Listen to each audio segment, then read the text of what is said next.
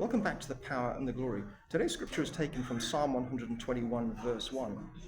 But before I get stuck into this scripture, please like, share, and subscribe. It really does help with the Google algorithm. And thank you to my existing subscribers. I really do appreciate your ongoing support.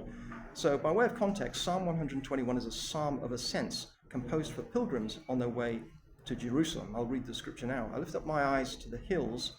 Where does my help come from? My help comes from the Lord, the maker of heaven and earth. So this is a biblical passage that expresses trust in divine power and deliverance.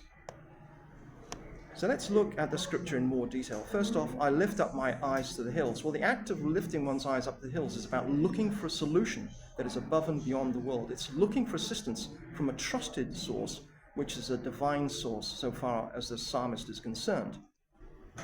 Where does my help come from? My help comes from the Lord. So this is a sort of statement that could be from someone that may have previously trusted man for assistance and they've been let down. Either way, it's someone who now puts their full trust in God with a strong conviction that God will deliver them from trouble. So what can we learn from this verse? First off, God offers hope to the endangered.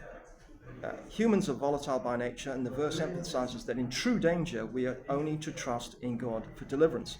As this is a psalm of ascents and hence a psalm of pilgrimage to Jerusalem, it could be referring to the dangers that were present along the way to the place of pilgrimage, a journey made through some dangerous hills. The second takeout is trusting God's protection over man's protection. In any challenging situation we face, let's go to God first for support and protection.